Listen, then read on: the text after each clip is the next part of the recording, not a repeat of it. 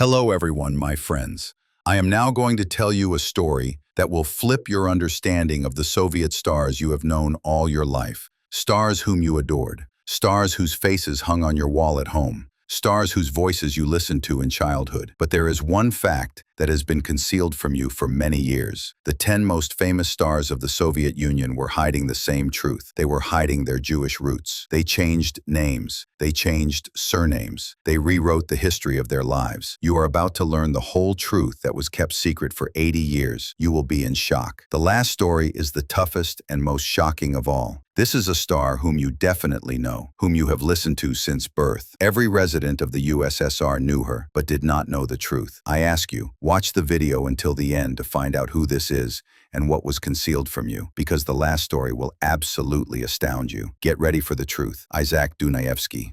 Let's start with a man whose name never sounded on Soviet television screens. Isaac Dunayevsky, an outstanding Soviet composer and conductor. You have heard his music thousands of times in your life, but his name remains in the shadows. In 1941, the Soviet film Jolly Fellows, Veselye Rebiata, was released, a light, cheerful comedy about young Soviet people. A film with wonderful music that suddenly exploded in Soviet cinema. Melodies from this film were sung in schools, sung at demonstrations, listened to on the radio. It was music that created the mood for an entire generation. But few knew that the author of this music, Isaac Dunayevsky, was Jewish, a young Jewish composer who created the soundtrack to the Soviet era. Following Jolly Fellows came other masterpieces. The film Circus. The music for it was just as memorable, just as brilliant. Then Volga Volga with its famous march. All these melodies sounded everywhere. In the cinema, on the radio, in people's homes. These songs became a symbol of the Soviet era, but the state painstakingly concealed that he was a Jewish composer. His nationality became a state secret. Isaac Dunayevsky was born in 1915 into a Jewish family. He received a classical musical education and became one of the most talented composers of his generation. But his Jewish background in the Soviet Union was a problem that had to be hidden. This became especially relevant when the war began and Soviet ideology only tightened. Isaac Dunayevsky continued to write music, but his nationality was hushed up. He was spoken of as a Soviet composer, as a figure of Soviet culture, but his Jewish roots were never mentioned. His music sounded across the entire Soviet Union, but the composer's identity remained in the half-light. Isaac Dunayevsky died in 1955 at the age of 40. His music outlived him by decades. Today, when we listen to melodies from old Soviet films, we are listening to the music of a Jewish composer who created the soundtrack to the history of an entire generation. The music that you all sing is the music of a Jewish genius whom the state kept in the shadows. Leonid Utiosov,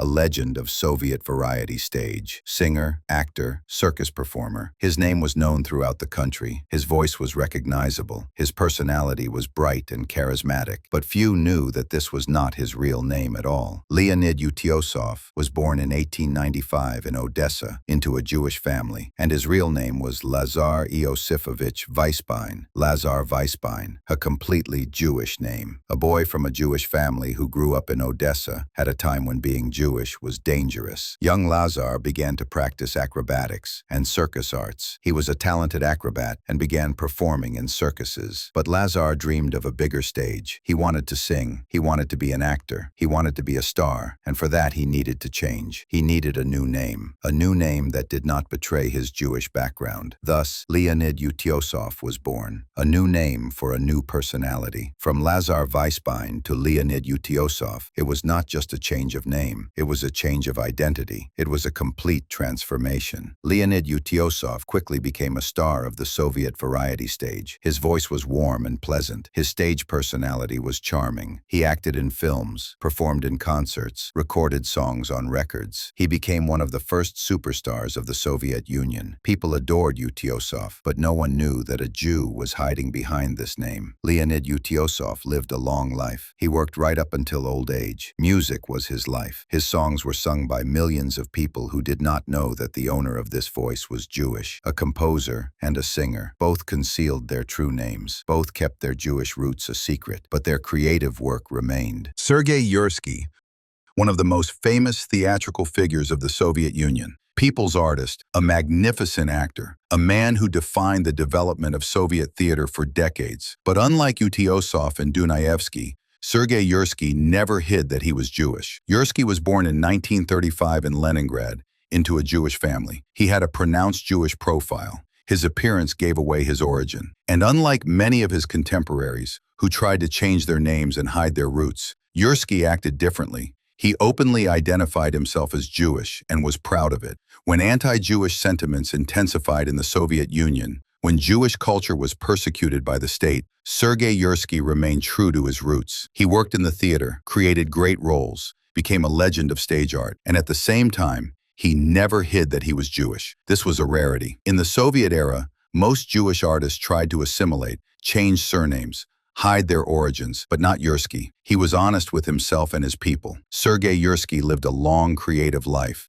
He acted in films, played in the theater, and directed. His roles entered the history of Soviet theater, and at the same time, he remained a symbol of the Jewish presence in Soviet culture. A man who did not hide who he was, the only one who did not hide the truth about his roots. Yosef Kobzon, a legend of Soviet variety stage, a singer with a divine bass. His voice was unique. It was not just a beautiful voice, it was a voice that touched the soul. His baritone was so deep, so warm, that when Kobzon sang, the hall held its breath. People listened to him with their eyes closed, absorbing every note. Yosef Kobzon was a pure-blooded Jew. This was his ethnic background, his origin, his history, but the state never openly spoke about it. His Jewish background was passed over in silence. Kobzon sang Soviet songs, sang revolutionary anthems, sang music that sounded like the voice of the Soviet Union. But at the same time, his voice was a Jewish voice. His musical education, his singing tradition, his ability to express emotions through singing, all this came from Jewish culture, from the Jewish musical tradition. Yosef Kobzon acted in films, recorded records, performed in concerts in front of tens of thousands of people. He became a symbol of the Soviet variety stage. His voice was the voice of a generation, but his Jewish background remained in the shadows. When the Soviet Union collapsed and changes began in society, Yosef Kobzon actively engaged in politics. He became a deputy. He began to speak openly about what was previously customary to keep silent about. But by that time, his singing days were already passing. A Jew who sang with the bass of the gods, who was the voice of an entire generation, who created the emotional backdrop of an era. And few knew that a Jewish history was hidden behind this voice. Vera Brezhneva. And here we come to the story that is truly shocking. Vera Brezhneva, singer, TV presenter, star of the Ukrainian group Viagra. Beautiful, talented, successful. Millions of people knew her, but her real name is not Vera Brezhneva at all. According to her passport, her name is Vera Viktorovna Kipperman. Kipperman. This was the surname of her husband, a Jew. But here is what is truly strange. She took a stage name not from her real surname. She did not just become Vera Kipperman or Vera Smith or some other stage version. She chose the name Brezhneva, the name of a Soviet leader, a name associated with Soviet power, with the state, with the empire. Why? Apparently to completely hide her Jewish background. She chose a name that does not sound like a Jewish name, a name that sounds like a Soviet name, a name that was associated with strength and power. This was a deliberate change of identity. She literally named herself after the general secretary to hide her roots. Vera Brezhneva became a star of Ukrainian show business, but her success was built on the fact that she completely changed her identity. She hid her Jewish name behind the foreign surname of her husband, and then behind the name of a Soviet leader. This was a story of complete transformation. Ivan Urgent is not quite a star of the USSR, but he was born in the USSR, creator and host of the night format program. Young, talented, charismatic, his show became a cultural phenomenon. Sharp jokes, creative sketches, relevant content. Urgent quickly became a star of Russian television, but few knew about his origins. Ivan Urgent was born into the family of Andrei Lvovich Urgant. His father was Jewish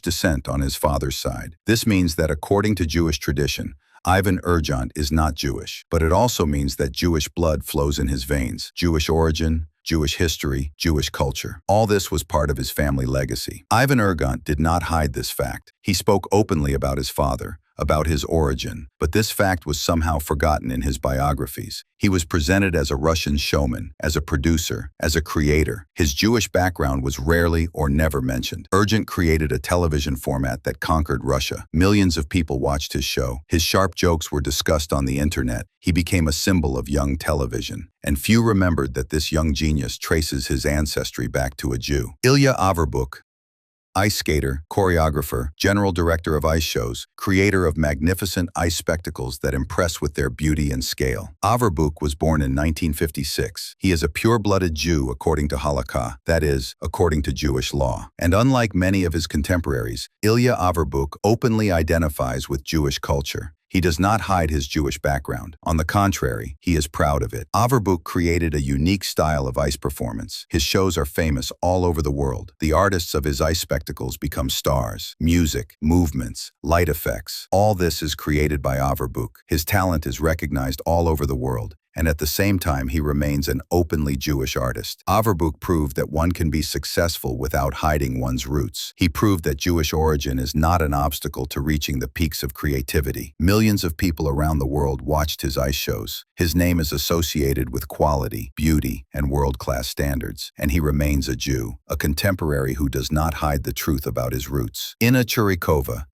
People's Artist of Russia, an outstanding theatrical personality. Her roles in theater and cinema have entered the history of Soviet and Russian cinematography. Churikova had Jewish roots on her mother's side. This was a characteristic feature of the Soviet creative intelligentsia. Jewish origin through the mother, Jewish blood flowing through the family tree. Inna Churikova, like many creative people of that time, was a product of mixed culture. Her father was Russian, her mother was Jewish. A great artist was born from this union. Her roles in the theater astonished audiences with their depth, emotionality, and truth. She created characters that remain in memory forever. Inna Churikova was a symbol of Soviet theatrical classics, and her Jewish roots were an integral part of her story. Many artists of the Soviet era had Jewish origins. These were people who fueled Soviet culture with creative energy, people who created great works, and their Jewish origin enriched Soviet art, making it deeper and more meaningful. Boris Sherbakov, People's Artist of the Russian Federation, laureate of the USSR State Prize. His achievements are recognized at the highest level. Sherbakov worked in an environment that was saturated with Jewish culture. He interacted with Jewish artists, directors, and screenwriters. Jewish culture was part of his professional environment. His success, his achievements, his great roles, this was all the result of creative interaction with Jewish tradition. Sherbakov received the USSR State Prize in 1985. This was the highest honor. His creative work was recognized by the state, but few remembered the Jewish environment that inspired him and fueled his creative forces. Two stories remain, the last two stories, the toughest. Alla Pugacheva. And here we come to the last story, a story that will completely shock you. Alla Pugacheva, the prima donna of the century, the greatest singer of our century, the voice of the Soviet Union. Millions of people grew up listening to her songs. Her voice sounded at every Soviet concert, at every festive event, at every celebration. Everyone knows her. Everyone loves her. Her songs are known by heart from young to old. But few know that her real name is not Alla Pugacheva at all. According to her passport, her name is Faina Borukovna Pevsner. Faina Pevsner. That's her real name. Her father, rumor has it, was a circus performer, Iosif Abramovich Benditsky, a Jew, a Jewish family, Jewish origin. And the girl who was born as Faina Pevsner hid her real name all her life. She chose the stage name Alla Pugacheva and was never Faina again. From Faina Pevsner to Alla Pugacheva, this was a complete transformation of identity. The greatest singer of the 20th century, the voice that the whole world knew, the woman who defined the development of Soviet variety stage, was Jewish, and this was concealed all these years. Her songs were sung by millions of people who did not know they were listening to the voice of a Jewish singer. Her concerts filled stadiums. Her records sold out in a matter of hours. Her significance for Soviet culture is enormous, and her Jewish background was kept in absolute secrecy. Alla Pugacheva hid her real name and origin all her life, and this was her personal story, a story of how a person chooses the path to greatness, sacrificing a part of their identity in the process.